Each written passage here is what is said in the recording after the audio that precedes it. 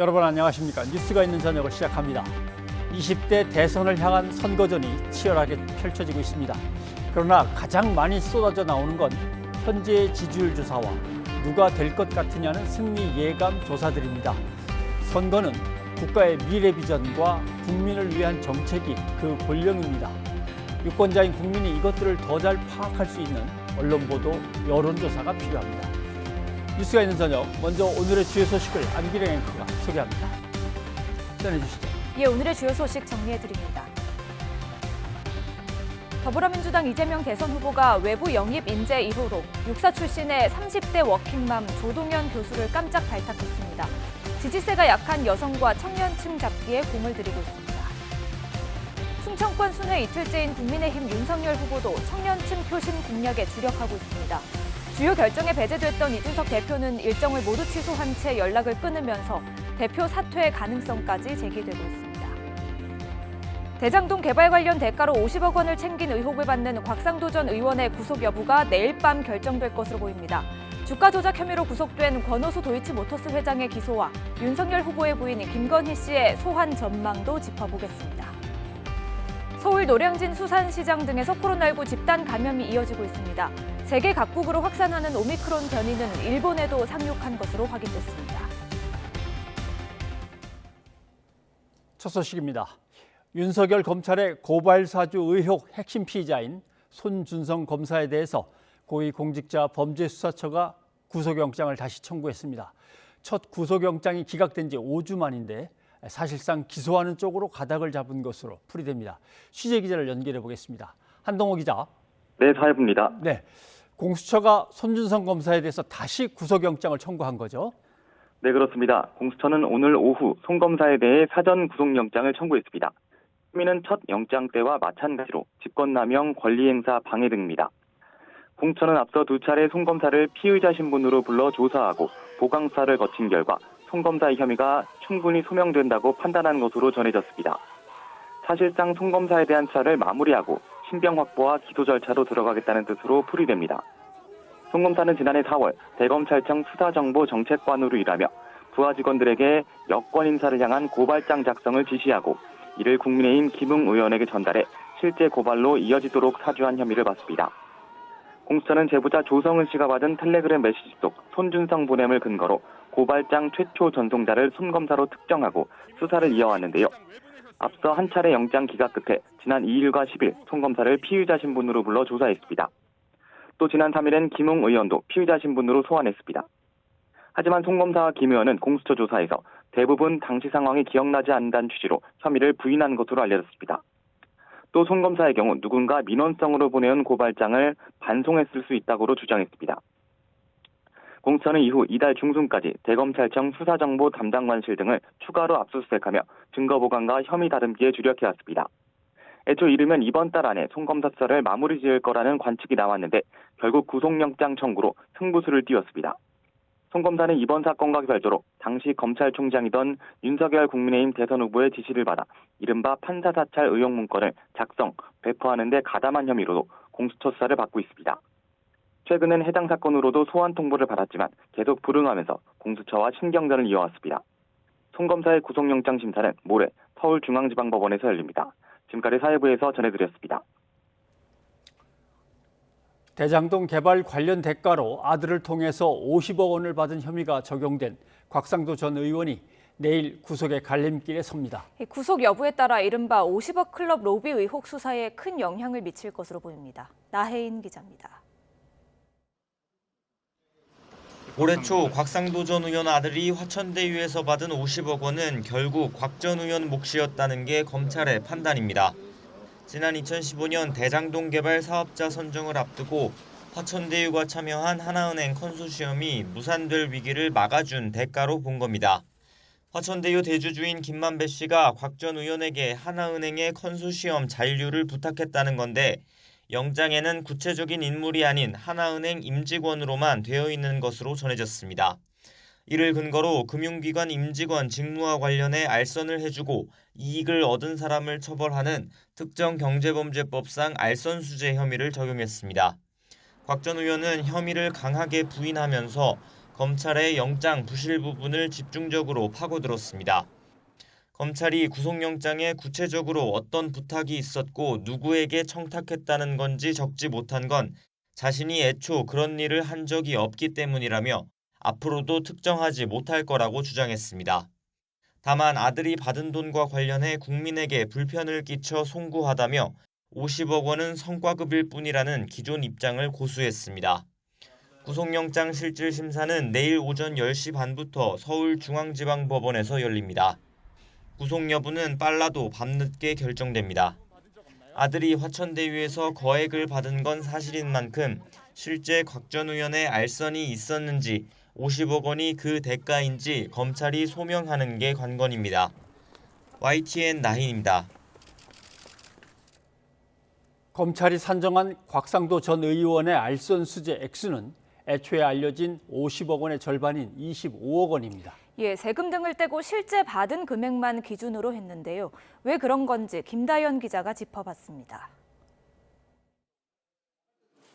검찰이 구속영장에 적은 알선 수재 액수는 25억 원입니다. 아들 광모 씨가 화천대유에서 받은 50억 원에서 세금 등을 뺀 돈입니다. 10억 원이 넘는 소득에 적용되는 세율이 40%가 넘으니까 세금만 20억 원이 넘을 것으로 추산됩니다. 혐의가 사실이라면 왜 굳이 거액의 세금을 내면서까지 이런 방법을 썼을까? 검찰은 천화동인 5호 정영학 회계사가 낸 녹취록에 단서가 있다고 보고 있습니다. 녹취록엔 화천대유 대주주 김만배 씨가 곽 의원은 현직인이 직접 주면 문제가 될 수 있다며 아들에게 배당으로 주는 게 낫다고 말한 내용이 담긴 것으로 전해졌습니다. 세금을 내더라도 합법적인 모양새를 갖추는 게 더 중요했을 거라는 의심이 드는 대목입니다. 과거 대법원은 형식적으로 체결한 고용계약에 따라 대가를 급여 형식으로 지급한 경우 원천 징수된 근로소득세 등을 제외하고 실제 받은 금액만 따져야 한다고 판결했습니다. 검찰 역시 이 같은 기존 판례에 근거해 받기로 책정된 금액이 아니라 실제 받은 금액을 기준으로 25억 원을 산정했다고 설명했습니다. 법조계에선 급여 명목이라 검찰이 산정한 것처럼 실수령액이 적합하다는 평가와 함께 총액 주의에 따라 50억 원을 범죄 액수로 봐야 한다는 분석이 엇갈리는데 법원이 어떤 판단을 내릴지 주목됩니다. YTN 김다연입니다. 네, 곽상도 전 의원에 대한 영장 실질 심사가 하루 앞으로 다가왔습니다. 구속 여부에 관심이 모아지고 있습니다. 앞서 라임 사태 때 알선 수재 혐의로 구속돼 실형을 선고받은 윤갑근 전 대구고검장의 사례와 비교되기도 합니다. 취재를 한 양시창 기자와 이야기를 나눠보겠습니다. 양 기자, 어서 오십시오. 예, 안녕하세요.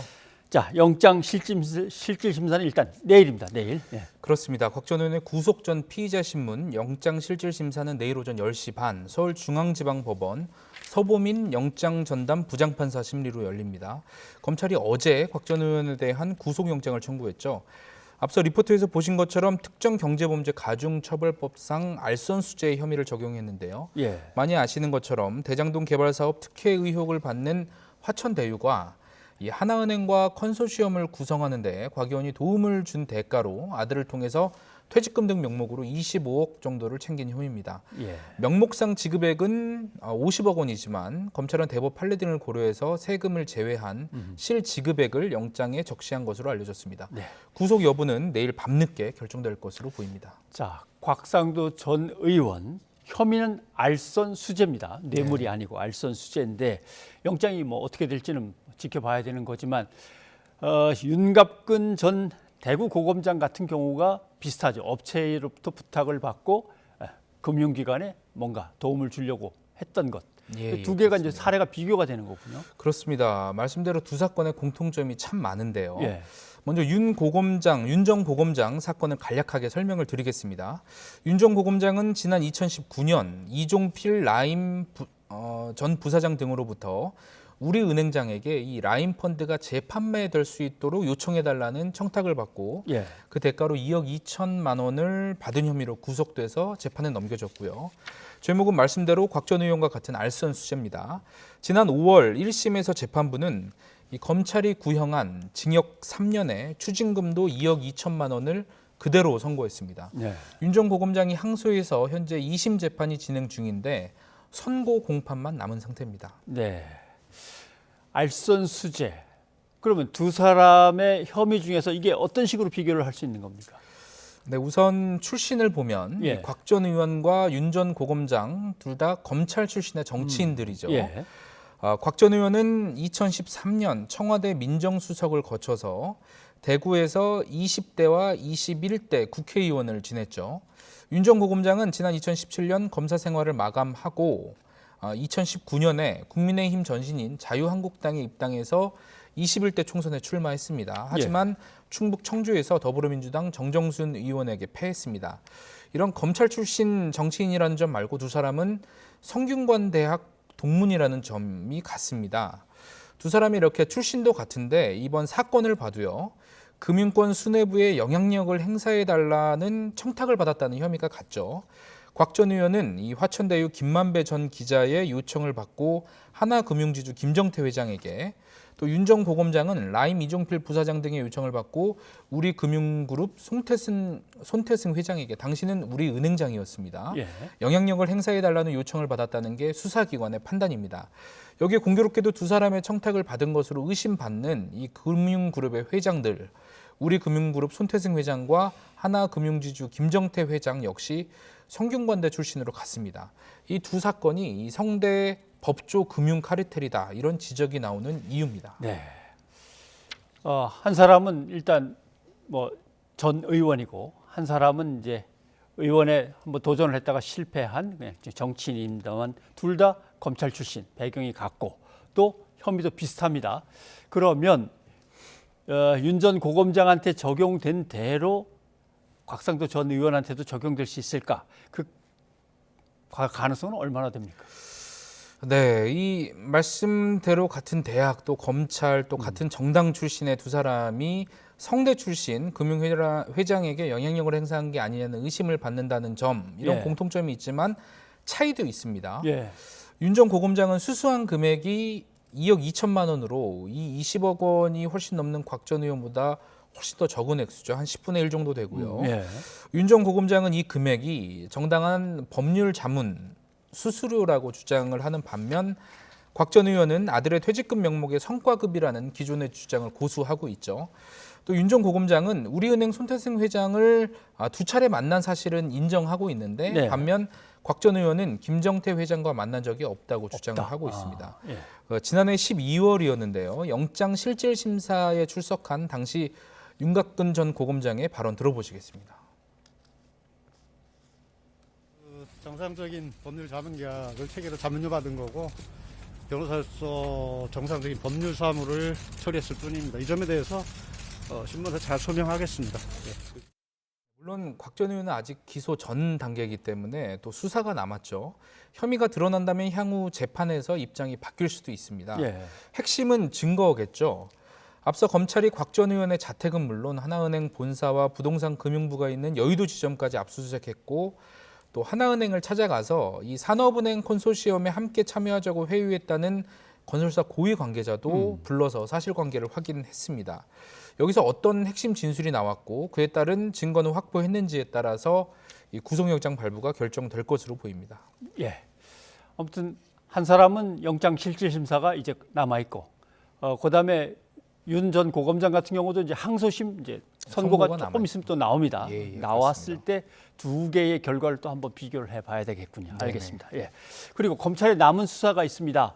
박영수 전 특검, 그다음에 권순일 전 대법관, 이제 흔히 말하는 50억 클럽에서 의혹이 이제 제기되면서 이름이 거명됐던 사람들인데, 뭐 수사가 어느 정도는 진행되고 있습니다만은 막상 이렇게 진행되는 수사와 별개로 이 관계가 있는 금융회사들에 대한 수사는 그냥 압수수색 뭐 한번 하고 말고 이 정도에서 끝나는 건지, 아니 거기를 제대로 수사를 해야 되는 건지, 이런저런 이제 여론들이 있어요. 그렇습니다. 현재 말씀대로 검찰 수사는 곽 전 의원을 포함한 이른바 50억 클럽의 멤버 박영수 전 특검과 권순일 전 대법관 등 이 인물 수사에 초점이 맞춰져 있는 것으로 보입니다. 예. 박영수 전 특검은 지난 25일 이미 한 차례 검찰 조사를 받았죠. 또 추가 소환 조사를 검찰이 계획 중인 것으로 알려졌습니다. 예. 또 권순일 전 대법관에 대한 조사도 검찰이 진행을 했죠. 한 가지 짚을 점은 말씀대로 50억 클럽 각 개인에 대한 의혹을 규명하는 게 우선이겠지만 이들에게 돈을 댄 것으로 의심받는 이 예. 금융권 수사도 못지않게 중요하다는 지적이 나옵니다.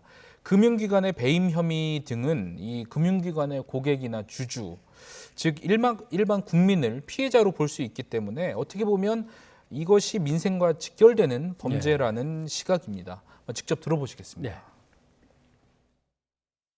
최근에 그 윤곽근 위원장과 우리은행 사이의 관계, 곽 전 의원과 그 하나은행 사이의 관계 이런 것들을 보면 사실 그 돈이 그 은행의 고객들 일반 국민들에게 돌아갈 돈이거든요. 이자 혜택이라든가 여러 가지 점들을 더 혜택을 줄 수 있는 돈인데 이게 엉뚱한 곳으로 돈이 흘러갔다는 것이 이슈가 되는 거기 때문에 이런 점과 관련해서는 이게 민생과 직결되는 사안이고 검찰에서 좀 더 면밀하게 수사를 할 필요는 있다고 보입니다. 네. 대장동 의혹에서도 역시 보듯이 부산저축은행의 부실 대출을 그때 제대로 밝혀내고 막아내지 그렇습니다. 않았던 네네. 것이 결국 대장동에서의 어떤 의혹의 이제 단초가 됐다. 이런 지적이 나온 거나 마찬가지겠죠. 네. 예, 양 기자 수고했습니다. 네.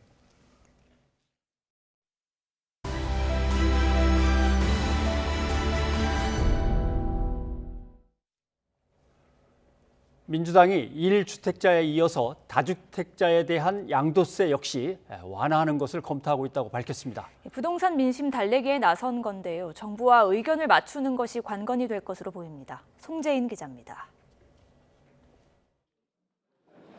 1주택자 양도세 완화 법안이 국회 상임위원회 문턱을 넘는 날. 민주당의 입법을 총괄하는 김성환 원내수석 부대표는 한시적으로나마 다주택자 역시 양도세 완화 대상에 포함해야 한다는 뜻을 밝혔습니다. 이제 팔기도 좀 어려운 상황이어서 다주택자의 양도세는 일시 인하하는 방안이나 이런 건 좀 검토할 필요가 있다고 보여집니다. 박완주 정책위 의장 역시 당 차원에서 검토하고 있다고 발을 맞췄습니다. 늘어난 보유세에 다주택자들이 매물을 털어내고 싶어도 거래세 문턱에 막혀 잠김 현상이 길어지고 있다는 겁니다. 무엇보다 이재명 대선 후보가 거래세 완화 기조를 명확히 세웠습니다. 전 세계적인 추세를 따라서 거래세를 낮추고 보유세를 올려서 부동산 투기가 발생하지 않도록 할 수 있습니다. 1주택자에 이어 다주택자까지 민주당이 연일 양도세 완화 가능성을 띄우는 건 대선 전국에서 부동산 민심을 달래기 위한 차원으로 분석됩니다. 그러나 정부는 여야가 합의한 1주택자 양도세 완화조차 난색입니다. 부동산 시장의 안정에 이번에 양도소득세의 공제금액 기준 조정이 혹시 부동산 시장 불안 심리를 혹시 자극하지 않을까 굉장히 우려가 돼서 여기에 당정은 법정 시한이 코앞으로 다가온 내년도 예산안 증액을 두고도 이견을 좁히지 못하고 있습니다. 특히 이 후보가 내세운 지역화폐 예산과 관련해 민주당은 정부안 6조 원에서 21조 원으로 대폭 확대를 요구하고 있지만 정부는 받아들일 수 없다는 입장입니다. 아직 서로의 입장만 확인한 정도였고요. 주로 소상공인 지원 문제에 관련해서 입장차가 액수에 대한 입장차가 조금 있고 그다음에 지역사랑 상품권 관련된 대선이 100일도 남지 않은 상황에서 민주당은 문재인 정부 부동산 정책 재검토에 속도를 내고 있습니다. 우선 거래세 완화로 정책 차별화에 시동을 걸고 있지만 완강한 입장의 정부를 설득하기도 쉽지 않아 보입니다. YTN 송재인입니다. 더불어민주당 이재명 후보는 외부 1호 영입 인재로 군 출신의 30대 워킹맘 조동현 교수를 발탁했습니다. 같은 날 청년 창업센터도 방문했습니다. 여성과 청년층 민심 잡기에 주력하는 모습입니다. 김태민 기자입니다. 관심이 집중됐던 민주당 선대위 1호 영입 인사는 30대 여성이었습니다. 이재명 후보는 직접 인재 영입 결과를 발표하며 청년 세대의 중요성을 거듭 강조했습니다. 우리는 과거가 아니라 미래로 가야 합니다. 젊은 청년 세대들의 문제가 곧 우리 사회의 문제 그 자체입니다. 젊은 미래로 갈 우리 민주당 선대위의 그 길에 맨 앞장서서 지휘를 해주실 우리 공동상임 선대위원장 조동현 교수님을 다시 한번 환영하고 송영길 대표와 함께 공동상임 선대위원장을 맡게 된 조동현 교수는 육사 출신으로 국방우주항공 분야 전문가로 불립니다. 30대 여성이자 일하는 엄마로서 민주당 선대위의 여성과 청년층의 목소리를 담아내는 역할도 맡을 전망입니다. 자녀들에게도 힘들지 않게 저희 세대보다는 좀 더 낫게 이렇게 살아가는 방법들 또 그런 환경들 또 안정적인 안보 환경을 물려주는 게 제가 생각하는 그 어른의 몫이라고 생각했고 이재명 후보는 이어 청년들이 만든 창업 지원 공간을 찾아 혁신산업 지원을 강조하는 등 청년 행보를 이어갔습니다. 이 자리에서 주가 조작 의혹 사건에 연루된 윤석열 후보 부인 김건희 씨를 겨냥하는 듯한 발언을 하기도 했습니다. 자본시장이 이 주가 조작이나 하고 말이에요. 그래서 누가 그 무서워가지고 투자하겠어. 펀드 사기나 치고 이러니까. 새로운 이재명의 민주당을 상징할 외부 인재 영입에 첫 발을 뗀 이재명 후보는 앞으로도 취약 지지층을 겨냥한 광폭 행보를 이어갈 전망입니다. 야심차게 영입한 새로운 인재들이 선대위 안에서 기대만큼의 역할을 하며 신선한 면모를 보여줄 수 있을지 주목됩니다. YTN 김태민입니다. 이틀째 충청 지역을 돌고 있는 국민의힘 윤석열 후보는 주 52시간제와 최저시급제 등이 비현실적이라며 아예 없애겠다고 밝혔습니다. 민주당 이재명 후보에 맞서 선대위 청년 보좌역 모집도 시작했습니다. 김승환 기자가 보도합니다. 충청의 아들임을 내세우며 대전과 세종시를 훑은 윤석열 후보가 충북 청주에서 이틀차 일정을 이어갔습니다. 청주공항을 찾아서는 청주공항의 중부 거점화와 광역철도 도심 통과 등 지역 수건 사업을 해결하겠다며 균형 발전을 강조했습니다. 2차 전지를 만드는 강소기업을 방문한 자리에서는 주 52시간제나 최저시급 등 현 정부 시책에 대한 성토가 이어지자 비현실적이라고 비판하며 없애겠다는 뜻을 밝혔습니다. 최저시급제라든지 주 52시간이라고 하는 게 굉장히 비현실적이고 기업 운영에 지장이 정말 많다. 이런 탁상공론 때문에 참 중소기업 하기 어렵다 하는 말씀 잘 들었고 비현실적인 제도들은 다 철폐해 나가도록 이렇게 하겠습니다. 이어 청년 창업자와 청년 문화예술인을 만나고 시장을 찾아 심야 반성회를 여는 등 청년과 민생 행보에도 힘을 실었습니다. 민주당 이재명 후보가 자신의 공약 소상공인 50조 지원안을 전격 수용한 데 대해서는 표 계산을 해본 모양이라며 날을 세웠습니다. 포퓰리즘이라고 엊그제까지 공격을 하다가 표 계산을 해보니까 아마 그렇게 하면 안 되겠다는 생각이 민주당 쪽에서 들은 모양인데 어찌됐든 그거는 반드시 해야 되는 일이고 이 후보가 30대 국방 전문가 워킹맘을 인재 영입 1호로 발표하며 2030과 여성층 공략에 나서자 윤 후보는 선거대책위원회 각 분야에서 활동한 청년 보좌역을 구한다며 공개 모집에 들어갔습니다. 청년을 선거용 장식품으로 잠깐 쓰는 게 아니라 국정 파트너로 삼겠다면서 정권 교체의 동지가 되자고 호소했습니다. 세종과 대전, 청주까지 방문한 윤석열 후보는 2박 3일 지역 순회 일정의 마지막인 독립기념관으로 향합니다. YTN 김승환입니다.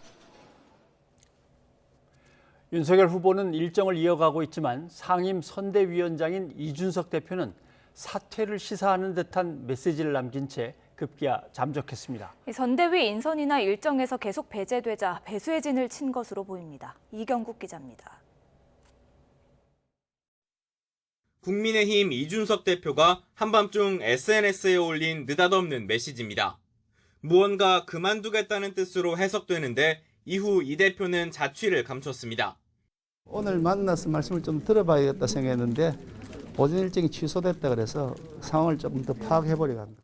이 대표는 이 메시지를 남기기 전날에는 윤석열 후보 측 관계자가 김종인 총괄 선거대책위원장 자리를 사회적 약자 몫으로 대체한다고 말했던 기사를 인용하며 공작이라고 분노를 표출하기도 했습니다. 윤 후보의 세종 일정에 본인이 동행한다는 기사가 나온 것에도 당황해했습니다. 이게 언론에 리리즈되기 전까지 저한테 가짜는 얘기를 들은 적이 없어요. 그러니까 황당한 거예요, 제 입장에서는. 그러니까 이게 그런데 반복되고 있습니다, 지금까지. 여기에 당 지지층을 이탈시킬 수 있다고 반대했던 이수정 교수 영입까지 강행되자 사실상 잠적하는 모습으로 강한 반발을 표출한 것으로 보입니다. 이 대표의 핵심 보좌진까지 일제히 연락을 끊어 정확한 의중을 파악하기 어려운 상황. 사무총장하고 통화를 했습니다. 그래서 좀 그 이유라든지 이런 걸 좀 파악을 해보고 한번 만나보라고 얘기를 했습니다. 중진 의원들이 급하게 회의를 열고 윤 후보를 대신해 권성동 사무총장이 이 대표 지역구까지 찾아갔지만 만남은 불발됐습니다. 선대위 구성을 포함해서 당이 조금 더 새로운 모습으로 국민들에 다가가는 데 있어서 그렇게 성공적이지 못하다는 비판을 아프게 받아들이고 있습니다. 초선 의원들은 모임을 갖고 정권 교체를 위해 힘을 합쳐야 한다고 강조했지만 당내에선 후보 중심으로 가야 한다. 당대표의 고언을 외면하면 대선은 망한다로 의견은 엇갈립니다. 여기에 홍준표 의원은 이상한 사람들이 설쳐 선대위가 잡탕밥이 됐다며 이 대표가 선대위원장을 사퇴하고 대표로서 당만 지키는 것도 방법이라고까지 조언하면서 갈등은 증폭되고 있습니다. YTN 이경국입니다. 앞서 전해드린 대로 민주당 이재명 후보가 외부 영입 인재 1호로 조동현 서경대 군사학과 교수를 발탁했습니다. 조 교수는 1982년생으로 육군 사관학교를 졸업한 뒤 17년 동안 군에서 복무한 국방안보 전문가인데요. 이라크 자이툰 부대 파병 경험도 있습니다. 또 미국 하버드대에서 공공행정학 석사 학위를 받기도 했고요. 지난해에는 서경대 미래국방기술 창업센터장으로 취임해 우주산업 관련 업무도 수행하고 있습니다. 이 후보는 직접 조 교수를 우주항공 분야의 전문가라고 소개했는데요. 다만 군사 전문가나 행정가로 보는 것이 더 적합하다는 지적도 있습니다. 그리고 조 교수 두 아이를 키우는 이른바 워킹맘이기도 한데요. 이에 대해 조 교수, 일을 하는 부모는 남자나 여자나 모두 힘든 것이라고 강조했습니다. 제가 군에 있었기 때문에 워킹맘이라는 말은 이제 여기 나와서 민간에 나와서 처음 들었고 실은 일을 하는 부모가 다 같이 동일하게 힘든 것 같습니다. 그건 이제 남자나 여자나 할 거 없이 이제 가족이 생기고 아이가 생기면 각각의 역할에 맞춰서 그게 꼭 여자가 많은 일을 하고 남자가 또 다른 일을 하고 이렇게 생각이 들지는 않아서. 하루 앞서 국민의힘 윤석열 후보는 이수정 경기대 범죄심리학과 교수를 공동선대위원장에 임명했습니다. 범죄심리 전문가인 이 교수는 관련 시사 프로그램 등을 통해 활발한 활동을 하며 얼굴을 알렸는데요. 특히 여성을 대상으로 하는 강력범죄의 엄벌에 적극적으로 목소리를 내왔습니다. 국민의힘 전신인 미래통합당 성폭력 대책 태스크포스에서 활동했고요. 지난 서울시장 보궐선거 과정에서는 나경원 캠프에 합류하며 비교적 정치권과도 가까운 행보를 이어왔습니다. 그리고 남편인 이은재 변호사는 윤 후보의 대학 동기이기도 하죠. 이 교수는 자신의 영입을 공개적으로 반대해온 국민의힘 이준석 대표에 대해서는 30대 아들을 언급하며 설득할 생각이 있다고 말했습니다. 저에게도 30대 아들이 있습니다. 네, 그분들이 어떤 과정을 거쳐서 성장했는지 제가 옆에서 너무 잘 봤지 않겠어요. 나름대로 최근에 20, 30대 남성들이 경쟁에서 공평하지 못하다라고 생각할 만합니다. 그렇기 때문에 그것이 그런 부분은 고쳐야 될 것이고 또 생각이 너무 어떻게 보면 과한 부분은 정정이 필요하기 때문에 그런 대화가 꼭 필요하다. 전 개인적으로 그런 생각을 갖고 간 것입니다. 다만 정치 경력 10여 년의 공당 대표에 대해 아들을 대하듯이 말하는 것은 부적절하다는 반론도 제기됐는데요. 참신한 인물들을 영입하기 위한 여야 경쟁이 한층 달아오르는 가운데 유권자들은 어떤 평가를 내릴지 주목됩니다. 뉴스가 있는 저녁 안기련입니다. 네, 대선이 채 100일이 남지 않으면서 이재명 후보와 윤석열 후보의 인재 영입에도 속도가 붙고 있습니다. 한편 국민의힘은 선거대책위원회 구성을 놓고 갈등이 거칠어지고 있습니다. 전국 상황 어떻게 풀려갈 건지 김성환 평론가와 함께 풀어보겠습니다. 네, 어서 오십시오. 네, 안녕하세요. 네. 자, 먼저 이재명 후보의 인재 영입 얘기 지금 안기령 앵커가 자세하게 설명을 일단 했습니다. 네. 어떻게 보면 좀 절명하네요. 군 출신의 행정 경력도 꽤 있고 국제적인 감각도 여기저기서 익히고 이런 분이 계셨군요. 여러 가지를 동시에 잡을 수 있는 어떤 카드인 것 같아요. 그렇죠. 두루두루 예. 굉장히 장점이 많은 그런 이제 인사를 영입했다 이렇게 보이는데요. 선거를 앞두고 우리 보통 인재 영입 1호 이러면 굉장히 큰 상징성이 있잖아요. 그렇죠. 예. 그 상징성을 여러 가지로 좀 가지려고 욕심을 부리지 않았나 이렇게 생각하고요. 뭐 국민의힘에서 볼 때에도 조금 부럽다 이런 느낌을 받을 정도로 뭐 스펙만으로 보면은 여성 뭐 워킹맘 이런 거 빼고도 말씀하셨던 것처럼 군인 또 예. 외교적 경험도 갖고 있고요. 자이툰 부대에 또 파견됐다고 그렇죠. 하는 그런 경험도 있고 그다음에 우주항공 전문가라고 하는 이제 그런 타이틀도 같이 가지고 있다고 볼 수 있는데요. 근데 저는 선대에서 여러 가지 고민할 때 내세우는 걸 보니까 여성 워킹맘인데 그 페미니즘 프레임엔 빠지고 싶지 않다. 아하. 이런 의도를 같이 갖고 있는 것 같아요. 그러니까 반페미니즘 옹호 글을 공유하면서 이재명 후보가 너무 이대남의 표만 의식하는 거 아니냐.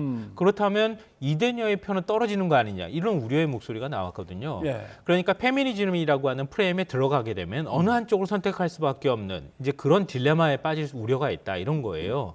그러니까 젊은 층 여성의 표심도 같이 가지고 오면서 예. 미래라고 하는 그러니까 우주항공 전문가라고 하는 이재명 후보가 최근에 미래를 많이 강조하잖아요. 예. 그러니까 그런 것처럼 미래적 이미지를 같이 가지고 있는 그런 인지영입 인사다 이런 점들을 같이 강조하고 있는 거 아닌가 이렇게 예. 생각합니다. 사실 워킹맘 하면은 뭐 누구는 워킹파더고 누구는 워킹맘이겠지만 또 집에서 역시 가사노동 역시 소중하게 자꾸 여겨지는 상황에서 뭔가 이렇게 강조할 만한 건 아닌데 한번 보겠습니다. 예. 그리고 내일부터 민주당 권리당원들이 게시판 사용이 일단 좀 중단된다고 하는데 이거는 종종 있던 건가요? 아니면 문제가 있어서 닫아버리는 건가요? 아니요. 지난 경선 때도 한번 닫은 적이 있었어요. 그때도 이제 이재명, 이낙연 양쪽의 지지자들이 서로 막 그 토론을 벌이거나 또 토론을 벌이는 수준을 넘어서서 일종의 좀 비난전이라고 해야 될까요? 그러니까 토론이 아닌 비난과 뭐랄까 상대방을 비방하는 그런 이제 장으로 변질됐다고 판단하면 이렇게 닫는 일들이 있었는데요. 이번에도 이제 그렇게 했다고 보입니다. 근데 저는 뭐 물론 이제 그런 서로 간에 너무 격화되는 분위기를 만들었을 경우에 그럴 경우에는 당내에도 별로 좋은 영향을 미치지 않는다. 이제 이런 판단을 했을 거라고는 보이는데 본질적인 측면에서는 언론을 의식한 거라고 생각해요. 아하. 그러니까 어찌 보면 이낙연 전 대표 지지자들이 굉장히 좀 많이 낙심하고 상실감을 가지고 수 있는데 일부 지지자들의 얘기가 너무 과잉대표되는 현상도 있을 수 있거든요. 그러니까 극렬 지지자의 경우에는 이렇게 서로 간에 토론하거나 아니면 비방하는 것을 서슴지 않고 그냥 같이 막 해버린단 말이에요. 그러니까 당원 게시판이 그렇게 변질될 경우에 그게 그대로 언론에 노출이 되고 그렇죠. 또 언론 지형도 지금 이재명 후보한테 호의적이지 않다 이렇게 자체적으로 판단하고 있는데 그렇게 했을 경우에는 당내 갈등처럼 자꾸 비칠 소지가 있다.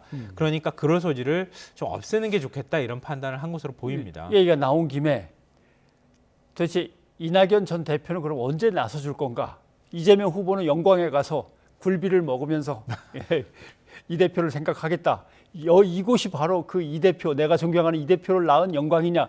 이런 식으로 해서 이름을 몇 번을 갖다 불렀는데 언제 나올까요? 굴비를 조금 더 많이 열심히 먹어야 되지 않을까 생각을 좀 저도 해봤는데요. 측근인 오영훈 의원까지 자기 쪽으로 끌어들여갖고 비서실장으로 발탁을 했는데 말이죠. 그러니까 두 가지 조건이 맞아야 될 것 같아요. 그러니까 이재명 후보가 절박하게 절실하게 필요로 하는 게 하나가 있고요. 또 하나는 이낙연 전 대표가 이때쯤이면 내가 나서는 게 제일 극대화되는 효과를 만들 것이다라고 하는 판단이 같이 작용해야 될 것 같아요. 그러니까 이낙연 전 대표 측 인사 얘기를 들어보면 이번에도 일부러 안 가겠다고 한 건 아니었다. 그러니까 마침 잡힌 일정이 있어서 고향 영광이었지만 가고 싶은 마음은 있어도 못 갔다. 뭐 이렇게는 설명하고 있는데요. 그게 뭐 어떤 의도를 정확하게 반영하는 것인지는 모르지만 어찌 됐든 간에 조만간 나오지 않을래야 않을 수가 없는 상황일 것이다. 라고 이 전 대표 측은 생각하고 있다는 거예요. 그러니까 조만간에 모습을 드러내는 것은 분명하다. 근데 어느 시점에 모습을 드러내는 게 이재명 후보를 돕는 것인가 동시에 이낙연 전 대표의 존재감을 확실하게 부여할 수 있는, 드러낼 수 있는 그런 이제 요건이 충족이 돼야 한다는 거죠. 그러니까 그런 시기를 지금 재고 있는 중이다. 이렇게 봐야 될 것 같고요. 또 이낙연 전 대표 지지자들도 상당 부분 있는 것도 사실이잖아요. 그렇죠. 경선 과정에서 호남, 특히 이제 전남하고 광주에서는 이낙연 전 대표가 이기기도 했었고요. 그러니까 호남에서 지지율이 조금 안 오르는 현상은 이낙연 전 대표의 영향도 일부 있다 이렇게 판단할 수 있거든요. 그럼 이재명 후보 입장에서는 지금 지지율을 더 올리기 위해서는 이낙연 전 대표가 필요한 것도 분명한 사실이거든요. 그렇죠. 예. 그러니까 이재명 후보 입장에서 지금 이낙연 전 대표한테 조금 더 간절하게 손을 내밀 필요가 있다. 조금 더 간절하게. 예. 알겠습니다. 그러니까 그게 어떤 모양이든 간에 좀 더 많은 구애를 할 필요는 있다. 이렇게 보입니다. 후보가 어떻게든 국리를 해내겠죠. 네. 자, 국민의힘 얘기를 해보겠습니다. 이쪽도 인재 영입에 상당히 좀 공을 들이고 있습니다. 보니까 고졸 9급 출신 공무원, 9급 공무원 출신의 인재를 이제 영입을 했는데 그것도 비서실장입니다. 뭐 등등등해서 애를 많이 쓰고 있는데 한번 총평을 한번 해봐 주신다면요. 두 가지 이유가 저는 있을 거라고 봐요. 첫째는 꽁 대신 닭. 그러니까 홍준표 의원 측 인사로 분류됐던 인물이거든요. 그러니까 의원이었는데, 그러니까 지난 이제 경선 과정에서는 홍준표 의원을 도왔단 말이에요. 도왔는데 그 홍준표 의원을 도왔던 사람을 지금 비서실장에 앉혔다고요. 그러니까 지금 원팀을 만들기 위해서는 홍준표 의원의 도움이 필요한 상황인데 홍준표 의원은 지금 요지부동이거든요. 앞으로도 도와줄 가능성이 별로 없다고 얘기를 합니다. 그러니까 홍준표 의원을 도왔던 선대위원장을 했던 조경태 의원도 공동 선대위원장으로 끌어들이고 그리고 이제 가장 이제 어찌 보면 후보의 최측근이 앉는 자리라고 할 수 있는 비서실장 자리에 홍준표 의원 사람을 또 임명한다. 그거는 어찌 보면 홍준표 의원 대신에 지금 사람들을 앉히고 있다. 이런 이미지를 원팀 이미지를 만들려고 하는 의도가 있고요. 또 하나는 문고리 3인방 논란을 빨리 좀 벗어났으면 좋겠다. 이런 거예요. 왜냐하면 지금 당 사무총장이 원래 비서실장이었잖아요. 권성동 의원. 그렇죠. 권성동 의원. 근데 그 다음에 지금 비서실장 누구 임명하느냐 얘기 나왔을 때 누가 거론됐습니까? 윤한홍 의원하고 그리고 최측근 요즘에 장모라고 하는 의원이 있잖아요. 그렇죠. 그러니까 그런 것처럼 윤석열 후보 최측근으로 분류되는 문고리 3인방이 비서실장으로 갈 거라고 하는 생각들이 있었는데 홍준표 의원 쪽을 돕던 인사를 비서실장으로 끌어들이는 거예요. 그러니까 장제원 의원이 스스로 그만두겠다고 하는 것도 있었지만 문고리가 아니다. 지금 윤석열 후보는 필요로 한 사람을 자리에 앉힌다고 하는 그런 얘기를 하고 싶어 하는 것 아닐까. 그런 거에 갇혀 있지 않다. 윤 후보가 이런 얘기군요.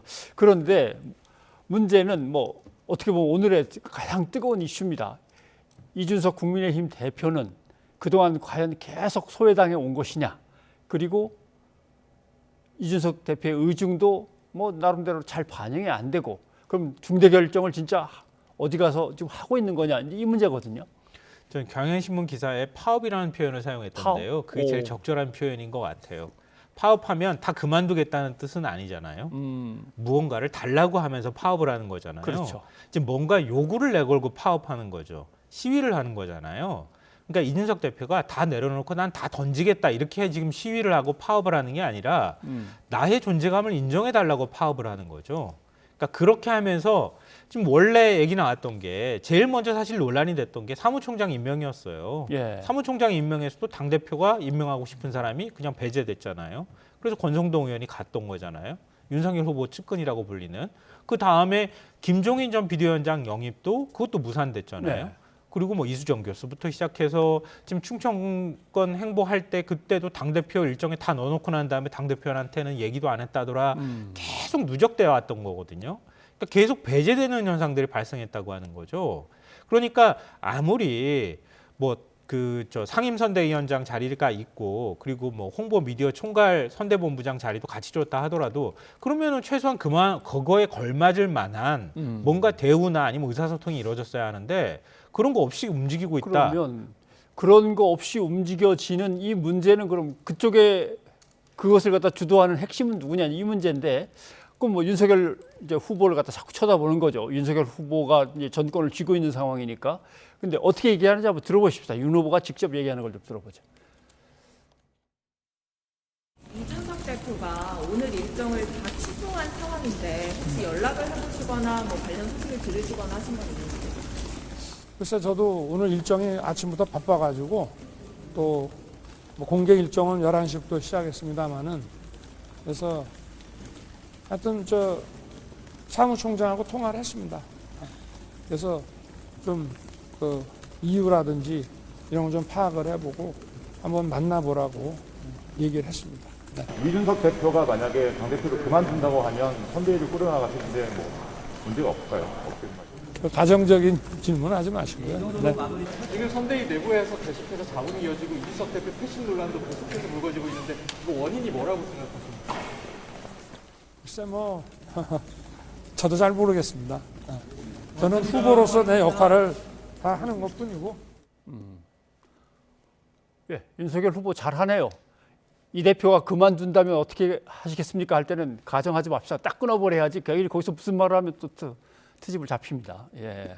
그런데 도대체 책임이 어디에 있느냐, 뭐가 문제냐는 빨리 가려내서 수습을 해야 될 거 아닙니까? 홍준표 의원도 이준석 대표를 갖다 어느 정도 두둔을 하면서 뭐 이렇게라도 해야 되지 않겠나 걱정을 하던데 말이죠. 근데 최근에 윤석열 후보 측 움직임을 보면요. 예. 굉장히 좀 지지율에 취해 보이는 건 맞아요. 그러니까 왜냐하면 우리가 지지율이 이 정도 나오면 해볼 만하다, 우리가 이길 수 있다, 이런 생각에 지금 그 생각을 하는 거죠. 그러니까 김종인 없어도 우리 이길 수 있다, 이런 얘기가 나오게 되는 거고요. 김종인 전 비대위원장이 그만큼의 어떤 역할을 할 수 있다고 하는 거는 예. 국민의힘 내부 인사들조차 얘기하고 있는 건데 뭐 필요 없다 얘기하는 정도 분위기가 읽혀지고 있는 거잖아요. 예. 근데 굳이 얘기하자면 이준석 대표 같은 경우에도 2030 지지를 적극적으로 받아가지고 당대표에 된 거잖아요. 그리고 당원들도 전략적 선택을 한 거예요. 그러니까 국민의힘이 혁신했으면 좋겠다, 변화하는 모습을 보여줬으면 좋겠다고 하는 기대감을 이준석 대표한테 다 몰아준 거거든요. 예. 근데 지금 대선 체제로 들어가니까 그게 사라져 버렸어요. 그냥 윤석열이라고 하는 후보 하나만 남아있다는 거예요. 근데 이준석 없이 대권이 있을 수 있을까요? 이런 질문을 하게 되는 거예요. 그러니까 당은 하나도 혁신하지 않고 윤석열만 보이는 모습만 나온다는 거죠. 예. 그러니까 그런 거는 그렇게 아마 뭐 이거는 홍준표 의원뿐만 아니라 다른 많은 국민의힘 내부 인사들도 얘기를 할 거라고 저는 생각해요. 그러니까 이준석 대표의 존재감을 어느 정도 유지시켜주면서 활동의 영역폭을 만들어주면서 윤석열 후보가 자리를 그 정도로 잡아가는 과정들이 좀 필요할 텐데 그게 아니라 당 대표도 그렇고 원내대표도 지금 목소리를 제대로 못 내고 있잖아요. 그러니까 싹 당 지도부가 무시당해지거나 이런 모습들이 아무리 후보 중심으로 당이 운영된다 하더라도 너무 지나치다고 하는 거죠. 일단 원내대표가 이럴 때 나서가지고 뭔가 수습을 해줄 줄 알았는데 원내대표는 이 대표가 술을 너무 많이 마셔서 이렇게 술로 갑자기 이야기를 돌려버린다거나 하는 건데 문제는 근데 그거는 별로 좋은 거 아닌 것 좋은 건 같아요. 아니죠. 예. 아니 그러면 당대표가 술자리에서 초선 의원 5명하고 뭐 만났다더라 이렇게 얘기를 하던데요. 그래서 올려놓은 게 뭐 예. 여기까지다 이렇게 올려놨다는 거 아니에요? 술 마시고 당대표가 그러면 나 그냥 뭐 투정 부리듯이 나 그만둘래 이렇게 근데 얘기했다는 이건 얘기가 되잖아요. 어떻게 생각하십니까? 이게 윤 후보도 물론 정치권에 이제 막 들어왔으니까 어렵고 당 선대위를 꾸리다 보니까 김종인 전 비대위원장 문제도 엉키고 해갖고 하다 보니까 잘 안 풀리는 건지 아니면 계속 뒤에서 뭔가를 노리면서 말을 만들어내는 사람이 있는 건지 그 여기에 대해서 오늘 누구죠? 김채고 의원도 김재원 최고위원도 윤핵관이라는 이름을 썼어요. 윤석열 캠프의 핵심 관계자.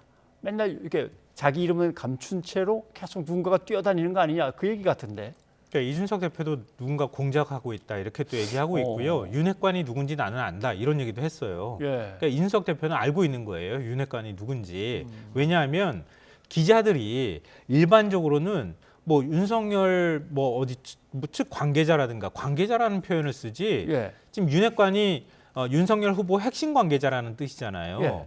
핵심이라는 표현을 사용한다는 얘기는 그 정도로 윤석열 후보의 측근으로 자타가 공인할 만한 사람 정도가 돼야 핵심이라는 표현을 쓰고 있다는 거예요. 그렇죠. 일반적으로 기자들이 그렇게 기사를 쓰거든요. 그리고 국회의원이 아니면 핵심자를 안 붙여줄 수도 있고. 그렇죠. 이건 확실하게 그 정도 될 만한 사람이라고 판단하니까 핵심이라고 사용하는 거고요. 근데 그 핵심 관계자의 입을 빌려가지고 자꾸 이준석 대표와 정반대되는 얘기가 나오는 거예요. 지난번에 김종인 위원장이 주접 떤다고 얘기했을 때 그것도 핵심 관계자가 최후 통첩식 얘기를 했던 것 때문에 그런 거거든요. 예. 이번에도 이준석식 젠더 정치는 이제 다 시효가 끝났다. 이렇게 얘기한 것 때문에 굉장히 자존심 상해했다는 얘기가 나오거든요. 그러니까 그런 것처럼 핵심 관계자가 뒤에서 모종의 정치를 기자들을 상대로 하고 있다.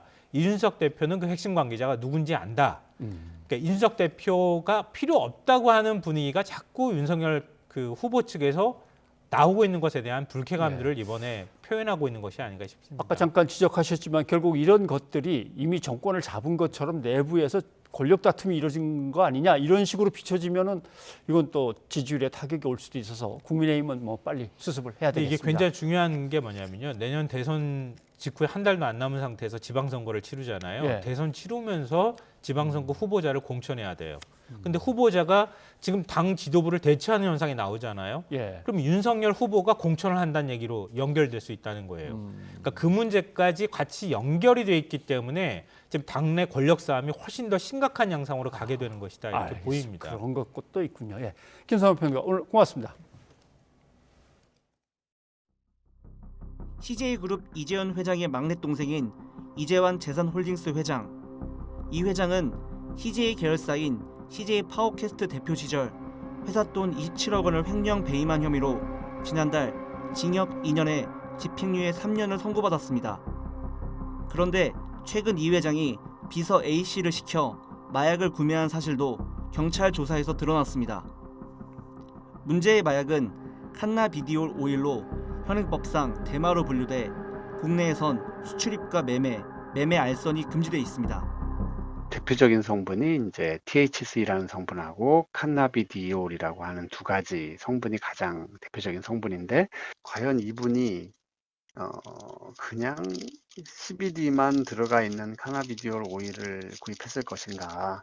네, 그러면 그 CBD 오일이라고 하지만 THC 성분이 일부 포함됐을 가능성이 되게 높고요. 네, 그거를 자세히 좀 봐야 되죠.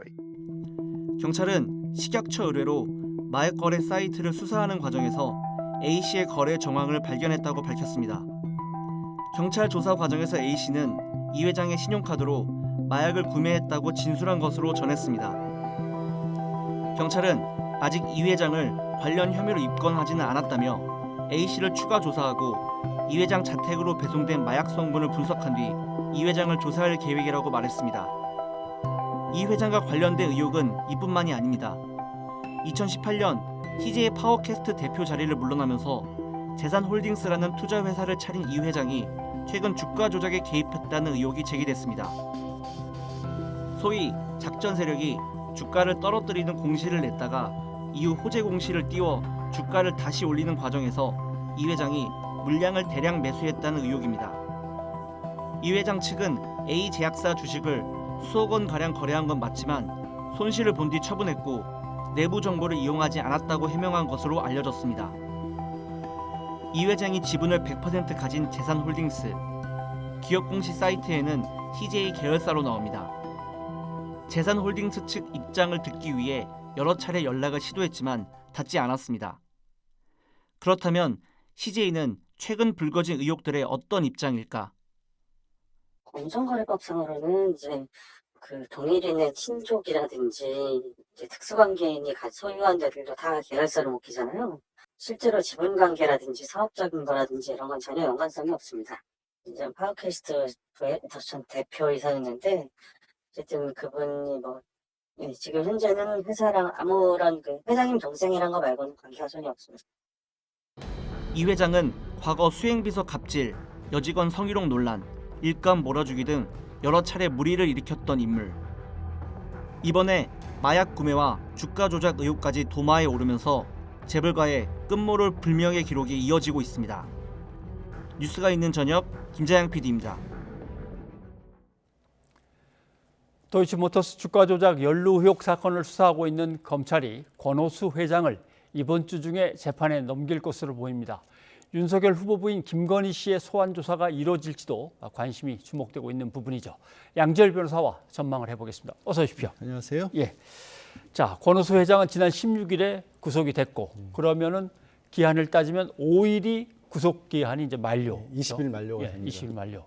그러면 그 전에 기소 여부가 결정돼야 되는데 5일은 일요일이니까 당연히 이제 이번 주에 정리가 될 거다. 이런 얘기가 나오는군요. 네. 기소 사실 자체는 사실 확정이 됐다라고 봐야 할 겁니다. 왜냐하면 이제 권오수 도이치모터스 회장 같은 경우에는 본인이 직접 회사에 있어서 어쩌면 유리한 부분들, 그러니까 주가의 상승과 관련된 내부 정보들을 가지고 직접 구매자를 알아서 이렇게 매도를 한 사실도 있고요. 또 이른바 선수라고 불리는 사람들을 고용해서 동원해서 이 주가 조작을 한 사실도 있었고 사실상 몸통으로 지목이 되지 않았습니까? 예. 말씀드린 선수라든가 주가 조작에 가담했던 다른 사람들이 이미 구속됐고 그중 일부는 재판에도 넘어가 있는 상황이기 때문에 아마 권 회장에 대한 그 기소는 이미 결정이 됐지만 구체적으로 어디까지를 혐의 사실로 적시하느냐 이런 부분에 있어서 마지막 어떻게 보면 공소장 조정 과정이라든가 그런 예. 과정에 있는 것으로 보입니다. 자, 공소장 조정의 문제인데 맨 처음에 뒤져볼 때는 횡령, 배임 이런 걸로 뒤져보는 것 같은데 나중에 주가 조작이 거기에 들어갔고 구속영장은 주가 조작 갖고 영장이 청구가 돼서 구속이 됐습니다. 이 야당 쪽에서는 이거 별건 수사 아니냐 비겁하게라고 이제 얘기도 하고 지적을 하는데 공소장에는 그럼 세 가지가 다 들어갈 수 있을까요? 글쎄, 그거는 이제 그 수사팀에서 이 횡령 배임 같은 그 부분들은 어떤 계기로 인해서 알게 됐는지가 중요할 것으로 보입니다. 예. 이제 주가 조작을 하다 보면은 자연스럽게 자신의 회사에 사실 이 회사 대표와 회사 소유주는 또 다르지 않습니까? 그렇죠. 주주이면서도 또 회사를 사실상 운영하는 사람이었기 때문에 주주로서 가지고 있는 주식이라고 할지라도 마음대로 회사 대표 자격으로서 처분을 한다거나 한 다음에 회사에 또 손해를 끼쳤다고 하는 부분이 횡령이나 배임 쪽으로 연결이 될 수 있는 거거든요. 그렇게 자연스럽게 연결이 되는 부분에서 이렇게 새로운 범죄 사실이 확보가 돼서 수사를 한 것이라고 한다면 같이 어떻게 보면 기소할 수도 있는 것이고요. 예. 그게 아니라 정말 완벽히 별건으로서 이 부분을 그러니까 다른 수사를 사실상 노리고 있으면서도 불구하고 이 어쩌면 도이치모터스 주가 조작 사건을 위해서 그 부분을 빌미로 삼아서 수사를 한 거라면 공소장에 포함시키기가 좀 어려울 수도 있을 겁니다. 네, 알겠습니다. 자, 어쨌건 권우소 회장이 도이치모터스의 주가를 다시 끌어올리기 위해서 주가를 조작할 수 있는 세력들하고 손을 잡고 이를 꾸미는 과정에 이제 시세 조정을 하는데 주식과 자금을 댄 게 누구냐라고 할 때 이제 윤석열 후보의 김건희 씨가 이제 여기에 의혹을 받고 있는 이 상황입니다. 구속영장 이때는 김 씨의 이름 같은 거 뭐 전혀 없었고 예. 그럼 공소장에는 혹시 들어갈 수 있느냐 이거는요? 저는 가능성은 좀 낮은 편이라고 봅니다. 낮은 편. 왜냐하면 사실 말씀드린 것처럼 권오수 회장이 직접 다른 경우에 예를 들어 주가 조작하기 위해서 누가 자금을 맡겨서 주가 조작 선수들을 동원하는 경우와 달리 이 사건 같은 경우는 권오수 회장이 직접적으로 이 뭐 매도자 매수자를 물세까지 하고 또 김건희 씨와는 2009년도 2010년도에 주가 조작 의심 말고도 예. 계속해서 거듭해서 어떻게 보면 이제 약간의 특혜처럼 비춰줄 수 있는 부분들의 거래가 계속해서 이어졌거든요. 그 얘기는 무슨 말이냐면 본인이 주가 조작을 하는 데 필요했던 그 어떻게 보면 내막이라고 해야 될까 그 부분과 김건희 씨 부분이 분리될 수 있다라는 겁니다. 그러니까 김건희 씨가 투자가 아니라 잘 알고 있으면서 그러니까 주가 조작을 한다는 사실을 알고 있으면서 증권 계좌를 맡겨서 거기서 이제 주가 조작이 이루어질 때 도움을 줬다라고 할지라도 공소장을 기술하는 데 있어서는 권오수 회장에게는 실제 주가 조작 방법이라든가 주가 조작 자체를 하는 데 필요했던 사람들이 누구였는지까지만 적어도 권오수 회장을 기소하는 데 불편함은 없거든요. 예. 근데 왜 제가 낮게 보냐면 거기에 김건희 씨와 관련된 부분까지 굳이 집어넣어서 모든 사실들 다 넣게 되면 아직 소환 조사도 한 번도 한 적이 그렇죠. 없지 않습니까? 예. 검찰이 어떤 부분에 대한 의혹을 가지고 있는지를 다 거기에 드러내는 셈이 되거든요. 그러니까 미리 패를 보여주는 그런 모양새이기 때문에 김건희 씨에 대해서 어떻게 판단하고 있는지는 알 수가 없습니다만 예. 설령 문제가 있다고 보더라도 공소장 자체는 포함시키지 않을 가능성이 오히려 더 높아 보입니다. 알겠습니다.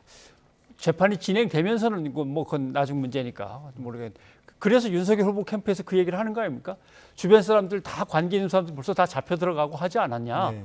결국 아무 혐의가 없으니까 조사도 안 하는 건데 그걸 가지고 왜 자꾸 의혹을 불러일으키느냐 이 얘기인 것 같습니다. 그런데 생각해보면 그 직접적으로 이제 김건희 씨와 이 주가 조작과 관련해서 의혹의 인물이었던 이모 씨 같은 경우에 예. 가장 마지막으로 사실 신병 확보가 됐지 않습니까? 불과 2주 전에 확보가 됐습니다. 그러니까 다른 사람들 같은 경우에는 굉장히 일찍 어찌 보면 이제 구속도 됐었는데 이 이모 씨 같은 경우는 25일 지난달 25일에 사실 구속이 되지 않고 뭐 영장 실심사를 받지만 구속이 되지 않고 그 자리에서 도주했다가 검거가 됐기 때문에 구속이 된 겁니다. 그래서 불과 한 보름여 전에야 구속이 됐습니다. 그래서 설령 김건희 씨와 관련돼서 어떤 문제점이 있는 부분이 드러났다고 할지라도 사실상 연결고리는 이제 얼마 전에 잡혔기 때문에 예. 그 윤석열 캠프 측에서 얘기한 것처럼 다른 사람들이 다 이미 신병 확보가 돼 있기 때문에 문제가 있었다면 벌써 조사했을 것이다라고 하기에는 조금은 이른 상황이 아닌가 싶습니다. 예. 그 부분에 대해서는 국민의힘 후보 경선 때 역시 뭐 검찰 출신이어서 그런지 모르지만 홍준표 후보가 상당히 날카롭게 계속 지적을 했기 때문에 논란이 빚어졌습니다. 한번 그 대목을 들어볼까요? 예. 그리고 18억을 부인의 그 돈을 관리했다고 합니다. 그 돈으로 주가 조작을 했다고 합니다. 아닙니다. 그거는 전혀 터무니없는 얘기고 2010년에 제가 결혼하기 전에 이 양반이 골드만삭스 출신이라고 해서 이 양반한테 좀 위탁 관리를 좀 맡기면은 좀 괜찮을 것이다. 우리 그런 거 많이 하지 않습니까? 한 4달 정도 맡겼는데 손실이 났고요. 그 도이치모터스만 한 것이 아니고 한 10여 가지의 주식을 전부 했는데 손실을 봐서 돈을 빼고 그 사람하고는 절연을 했습니다. 계좌까지 2013년에 이미 경찰이 다 봤을 겁니다. 저게 이제 신한은행 증권 계좌를 말하는 거죠. 예. 2013년에 경찰이 다 봤다고 하는데 경찰의 그 조사 보고서 내용을 내사 보고서를 보면 2010년 한 1월부터 10월까지 한 7개월간 조심조심 조금씩 주가를 끌어올리다가 그 다음부터 확 작전에 들어갔다라고 했는데 윤석열 후보 측이 낸 거는 딱 요 5월쯤인가요? 예, 5월쯤입니다. 5월까지만 냈어요. 그러니까 지금 조금 전에 이제 경선 과정에서 했던 얘기 4개월 정도 맡겼다가 그 다음에 다 처분을 하고 다 회수를 했다라고 하는데 딱 그 시점까지만 사실 공개를 했거든요. 그러다 보니까 내사 보고서에서 실제로 주가 조작이 있었다고 하는 부분은 그 전에 그 끊어서 낸 것이고 지금도 사실 그 부분뿐만 아니라 몇 가지 계좌와 관련된 부분에 있어서는 명백하게 공개됐다고 보기에는 부족한 부분이 그래요? 많거든요. 아예 그러면은 그 이후로 한 1년치를 다 주고 봐라. 거래가 뭐가 있느냐. 그러니까 만약에 문제가 없다라면 그렇게 공개하지 않을 이유도 사실 찾아보기가 어렵지 않습니까? 저게 무슨 특별하게 투자자가 정해져 있어서 거래 대상이 비밀로 된다거나 그런 게 아니라 어차피 증권사에 맡겼던 계좌에서 두고 나갔던 그런 금원이기도 하고요. 또 저기서 말하는 지금 맡겼던 사람과는 그 이후로는 이제 뭐 절연을 했다라고 얘기를 했지만 아까 말씀드렸다시피 권오수 도이치모터스 회장은 그 이후에도 계속해서 김건희 씨와 회사 신주시스건을 매수하도록 하다든가 굉장히 좋은 조건으로 도이치모터스 관련 회사들 주식을 확보할 수 있도록 도움을 줬거든요. 그 권오수 회장이 소개시켜줬다라고 한 인물이기 때문에 과연 저기서 그냥 4개월 만에 끊겼을까? 그 부분은 아직까지는 확실히 답이 됐다고 보기는 어려울 것 같습니다. 지금 이제 증권 계좌 공개가 나오는데 공개된 내용이 나오는데 어떻게 구조가 돼 있냐면 신한은행, 도이치모터스 그다음에 저쪽에는 다른 은행 이름이 이제 등장하죠. 그러면 이게 이쪽에서 이쪽으로 온 건지 이쪽에서 이쪽으로 온 건지가 분명히 나와야 되는데 그건 명확치 않다라고 의혹이 제기되는 거예요. 예, 그 부분도 이제 이제 언론에서 추적을 해본 결과 말씀하신 것처럼 우리가 증권 계좌가 아니라 그냥 일반적인 어떤 은행 통장을 찍어봐도 계좌를 다 찍어봐도 이게 입금된 건지 출금된 건지 정도는 나오지 않습니까? 나와야 되는데. 출금이 됐다면 계좌를 이체했다라면 누구에게 얼마가 이체됐다 이런 게 나오는데 그런 내역은 빠져 있다라는 겁니다. 그 부분도 지금 확실치 왜 그것이 굳이 빠질 이유가 없는데도 불구하고 왜 그런 것들이 빠진 채로 공개를 했을까? 그게 좀 의문스러운 상황이죠. 예. 아무튼 문제는 이런 자료들에 대해서 결국은 김건희 씨가 직접 검찰에 결국 나가게 될 거냐.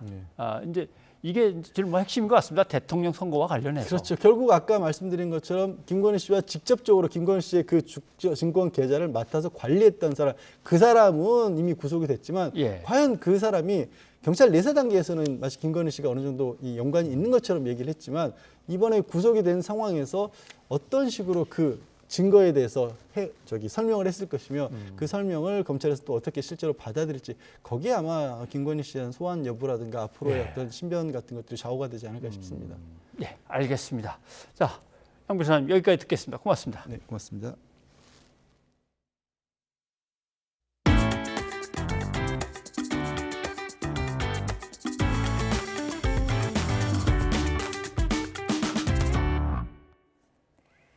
네, 코로나19 관련 속보 먼저 전해드리겠습니다. 오미크론 변이 바이러스가 세계 각국으로 확산하는 가운데 국내에서 첫 의심 사례가 발생했습니다. 질병관리청은 나이지리아를 방문했던 부부 확진자가 오미크론 변이에 감염된 것으로 의심돼 검사를 진행하고 있다고 밝혔습니다. 우리나라는 지난 28일부터 남아프리카 8개 국가에 대해 입국을 금지하고 있는데요. 이런 가운데 의심 사례가 발생했고 문재인 대통령도 관련 보고를 받은 것으로 전해졌습니다. 청와대 대변인에 따르면 문재인 대통령이 비상한 각오로 엄중히 대응할 것을 지시했습니다.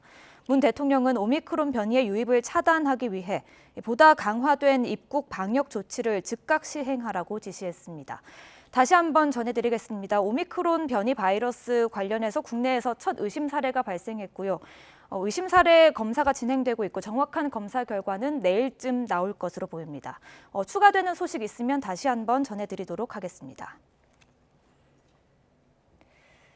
12월의 첫날인 내일 무척 춥겠습니다. 영하권 추위 속에 일부 지역에는 눈이 내려 빙판길도 우려되는데요. 운전할 때 주의하셔야겠습니다. 자세한 날씨 정혜윤 기자입니다. 떠나는 가을을 아쉬워하듯 전국에 비가 내립니다. 제주 산간에 100mm, 내륙에도 20에서 30mm의 늦가을답지 않은 많은 비가 쏟아졌습니다. 비에 이어 찬바람이 강하게 불면서 기온도 크게 곤두박질하고 있습니다. 겨울의 시작 12월의 첫날부터 영하권의 매서운 추위가 찾아오겠습니다. 대관령 기온은 영하 9도, 파주도 영하 6도까지 떨어지고 서울도 영하 3도에 머물 전망입니다. 강화와 경기 북부, 강원, 경북 울진 등에는 한파주의보까지 발령됐습니다. 영하권 기온에 바람까지 강하게 불면서 출근길 중부 내륙의 체감온도는 영하 10도 안팎까지 내려가겠습니다. 북쪽으로부터 찬 공기가 지속적으로 유입되면서 1일부터 내륙의 아침 최저 기온이 0도 이하로 떨어지겠고 낮에도 기온이 오르지 못하고 바람이 강하게 불면서 체감 온도는 더욱 낮아지겠습니다. 추위 속에 밤사이 강원과 제주 산간, 서해안에는 비가 눈으로 바뀌어 내릴 것으로 보입니다. 기상청은 제주 산간에 최고 7cm, 강원 내륙과 산간, 충청과 전북 내륙, 경기 일부 지역에도 1에서 3cm의 눈이 내리겠다며 도로 미끄럼 사고에 유의해달라고 당부했습니다. 이번 추위는 휴일까지 길게 이어진 뒤 점차 누그러질 전망입니다. 영하권 날씨 속에 이번 금요일에는 서해에 형성된 눈구름이 내륙으로 들어오며 곳곳에 눈이 내릴 가능성이 큽니다. 기상청은 12월 시작부터 강풍과 추위, 눈이 겹쳐 나타나겠다며 빙판길 사고에 미리 대비해달라고 당부했습니다. YTN 정혜윤입니다. 오늘 전국 곳곳에서 교통사고가 잇따랐습니다. 요란하게 내린 겨울비로 도로가 얼거나 미끄러워진 탓으로 보입니다. 오태인 기자입니다. 터널 입구에 차들이 서로 엉켰습니다. 승합차 한 대는 뒤집혀 도로에 반쯤 누웠습니다. 차량 9대가 잇따라 추돌하면서 2명이 다쳐 병원으로 옮겨졌습니다. 강원도 정선에서도 내리막길에서 승용차 5대가 부딪혀 1명이 다쳤습니다. 기온이 내려가면서 비가 얼어붙어 도로 살얼음, 이른바 블랙아이스가 만들어지면서 사고가 났습니다. 블랙아이스는 운전자가 육안으로 식별하기가 어려워 더욱 위험하고 그늘진 도로, 터널 출입구, 교량 구간 등에서 쉽게 발생되므로 기온이 낮은 때에는 미리 감속을 하는 게 좋고. 청소차가 도로를 가로막고 넘어졌습니다. 트레일러 한 대도 한쪽을 막고 멈춰섰습니다. 고속도로를 달리던 차들이 빗길에 미끄러지면서 사고가 난 겁니다. 이 사고로 6명이 다쳐 3명이 병원으로 옮겨졌습니다. 또 사고 수습으로 도로가 통제돼 1시간 40분 가까이 극심한 정체를 빚었습니다. 소를 싣고 가던 2.5톤 트럭이 도로에 넘어졌습니다. 빗길에 미끄러진 승용차가 중앙분리대를 들이받고 튕겨나가 화물차 뒷부분을 추돌해 사고가 났습니다. 이 사고로 60대 화물차 운전자가 숨졌습니다. 또 제주에서는 강풍으로 비행기 수십 편의 결항에 여행객 불편이 이어졌습니다. YTN 오태인입니다. 그제 28일 한 장의 부고가 온라인에 떴습니다. 노동계 신문 외에 어떤 언론에도 보도가 되지 않은 부고입니다. 삼성 디스플레이의 뇌종양 피해 노동자 고 박찬혁 씨가 세상을 떴습니다. 37살입니다.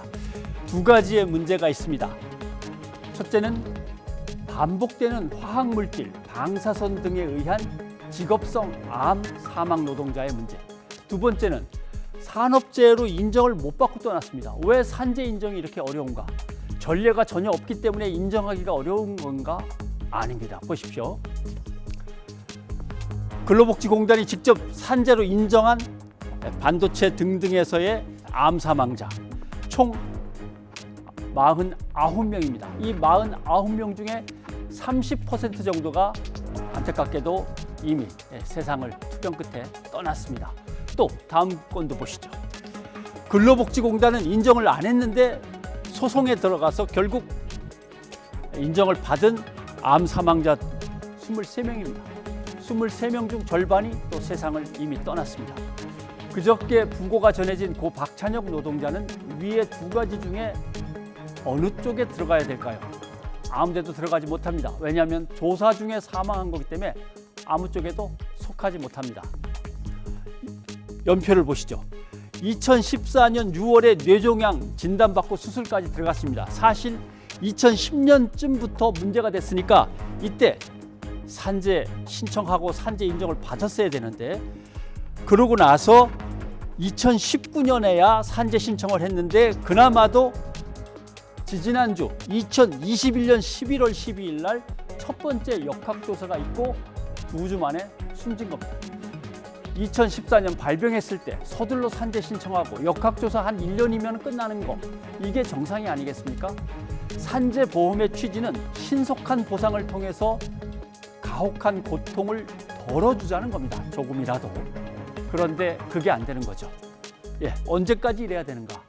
기업도 공단도 노동자의 목숨과 가족의 고통을 왜 이렇게 가볍게 여기는 걸까? 저는 이것이야말로 고쳐야 할 적폐라고 생각합니다. 변상욱의 앵커 리포트였습니다.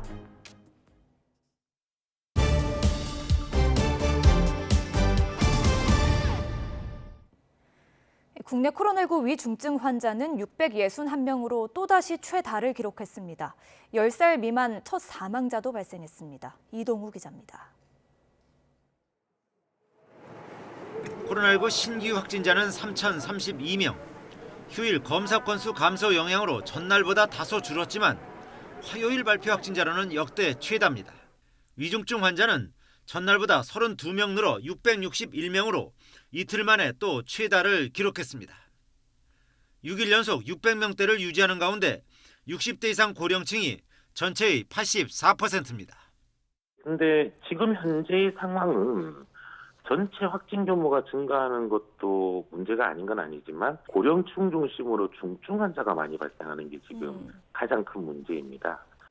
코로나19 관련 사망자는 44명이 증가하는 가운데 10살 미만에서도 처음으로 사망자가 나왔습니다. 이 어린이는 지난 28일 발열과 인후통을 보여 응급실에 이송된 뒤 숨졌으며 사후에 코로나19 확진 판정을 받았습니다. 방역당국은 이 어린이가 기저질환이 있었다며 감염 경로와 사망 원인을 조사 중이라고 설명했습니다. 위중증 환자와 사망자가 늘면서 의료 대응 지표도 계속 나빠지고 있습니다. 수도권 중환자 병상 가동률은 88.5%로 하루 전보다 1.9%포인트 높아졌으며 특히 서울은 91%에 이릅니다. 90이 되면 그 다음에 입원이 안 됩니다. 정식 가동률 계산하면요. 그런데 지금 이렇게 되면은 가동이 안 될 거고 저는 더 걱정이 비코로나 환자들. 비코로나 중에서 응급, 중환 등등 많지 않습니까? 전국의 중환자 병상 가동률도 78.5%로 정부의 비상계획 발동 기준인 75%를 훌쩍 넘겼습니다. 특히 대전과 경북은 남은 병상이 하나도 없어 추가로 중환자를 수용할 수 없는 상황입니다. 또 수도권에서 하루 이상 병상 배정을 기다리는 환자도 877명에 달하는 등 병상 부족 문제는 갈수록 심화하고 있습니다. YTN 이동우입니다. 시청취자 여러분의 의견 소개해드립니다. 윤석열 후보 캠프 쪽에서 주 52시간제 최저시급제를 철폐하겠다는 얘기가 나왔다고 전해드렸는데 0815님 주 52시간제와 최저시급제를 철폐하면 가난하고 힘없는 국민들이 착취당할 수 있습니다라고 걱정해 주셨습니다. 그리고 반복되는 산업재해에 대해서 유튜브에서 당신이 옳다님 애초에 암에 걸리면 산재로 하기로 정하면 안 되나요? 위험성을 갖고 하는 거니까요 하셨습니다. 여기까지 여러분의 의견 소개해드렸고요. 오늘 뉴스가 있는 저녁은 여기까지입니다. 저희는 내일 다시 찾아뵙겠습니다. 여러분 고맙습니다.